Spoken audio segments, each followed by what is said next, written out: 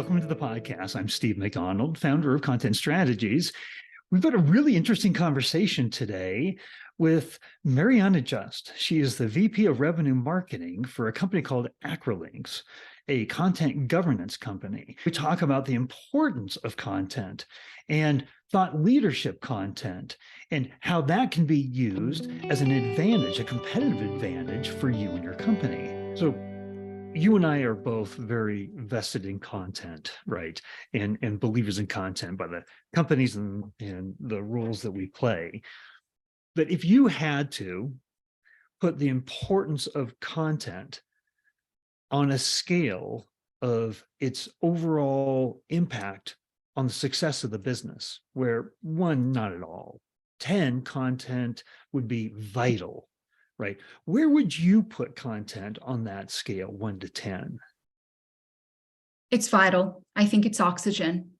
And organizations, and I think the future of content is this concept of content as an asset.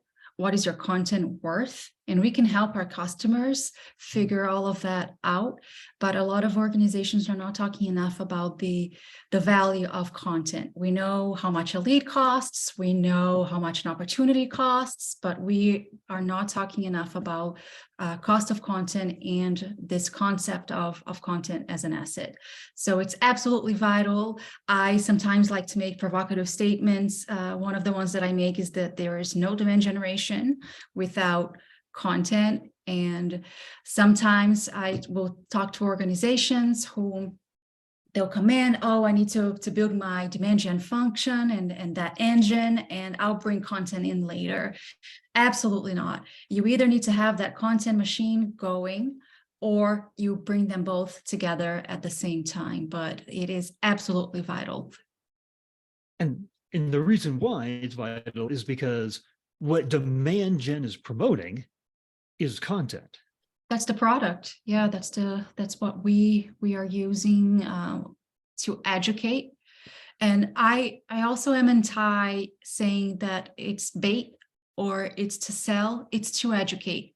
It's to provide a wonderful customer experience throughout the entire stage of the buying cycle, from that very top of the funnel content down to onboarding, to customer success, to customer marketing. Absolutely vital throughout the entire funnel. And how would you put it in? There's going to be some people that are listening here that are saying, I agree, right?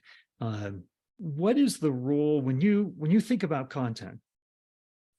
Talk to me a little bit about thought leadership content versus product marketing content, right? Versus, use case or, the typical content you're putting out in demand gen.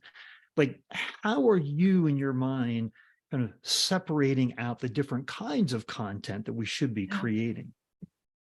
I think different content serve different purposes, and they can serve different people in different stages, different audiences. An executive team is going to probably care more about thought leadership content. They want to hear from other C-level executives.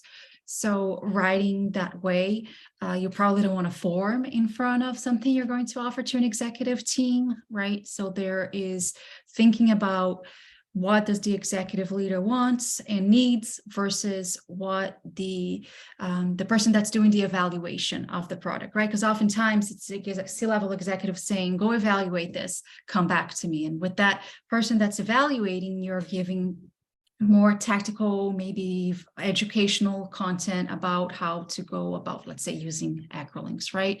Whereas that C-level person might want to hear from my CMO and may want to come to a fireside chat, right? And hear from other like-minded people. So that distinction is very, very important. And again, keep your audience in mind. Who are they?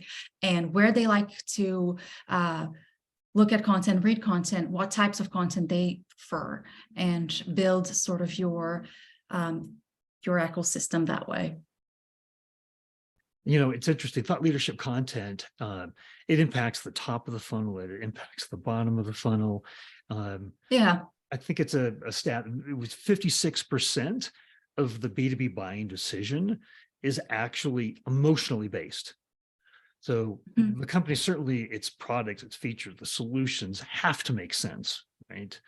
Acrolinx may be in a very different situation than a lot of people that are listening right now, where there's a number of different competitors that offer very, very similar solutions, right? So that thought leadership content, just wanted your opinion on that to share with, providing a reason to believe that you as a company are experts in the industry, right? That there's confidence in those buyers that are making those decisions.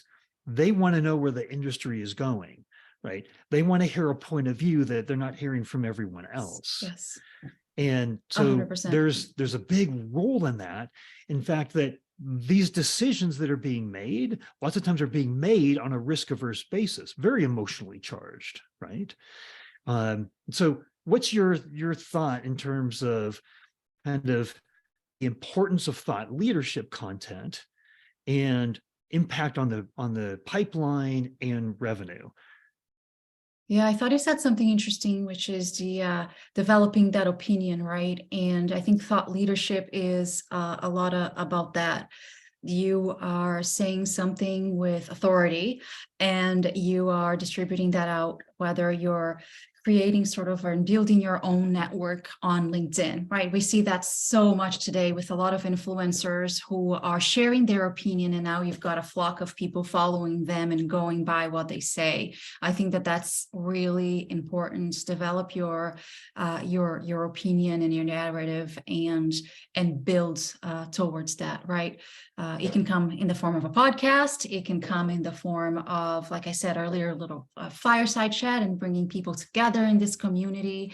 It is incredibly important, and it's been very helpful in our ability to continue to generate pipeline, but accelerate that pipeline. We bring a lot of our prospects together in sort of this format, community format, where they're hearing from other customers and they're hearing from thought leaders and SMEs in our organization. I think that helps develop trust, build that trust. When they hear from a customer and we've got that executive in the room, it is really, really important for people to essentially build that trust. I think it's very, very important. And like you said, the emotional aspect of it, when you've got that trust built, it is very important. People want to see that. I love what you're talking about there, because there's trust in numbers. And if there's a number of other customers and executives and thought leaders that are very like-minded and talking about how important it is, what your company is doing, what allows your prospects and your customers to do, that gives a safety zone, that gives confidence, right? 100%. I wish more companies did it. As a buyer of software, especially MarTech, I look at a lot of our vendors as, okay, you have an opinion about this. What can you tell me? What's happening in the industry right now? How are your customers doing? I actually feel like a lot of companies don't do this enough, and it is incredibly, incredibly valuable.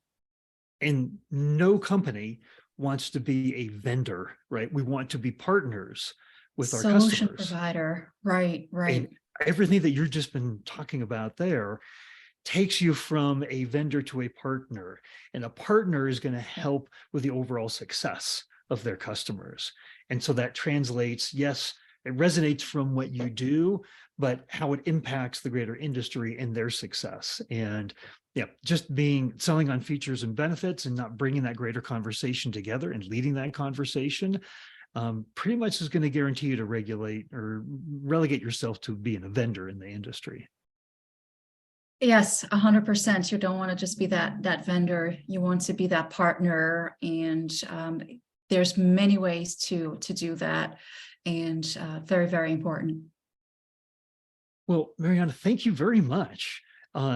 I almost don't want to stop the conversation. I love this. I absolutely love it. Thank you for having me. This has been a fabulous conversation. I hope we can do it again soon.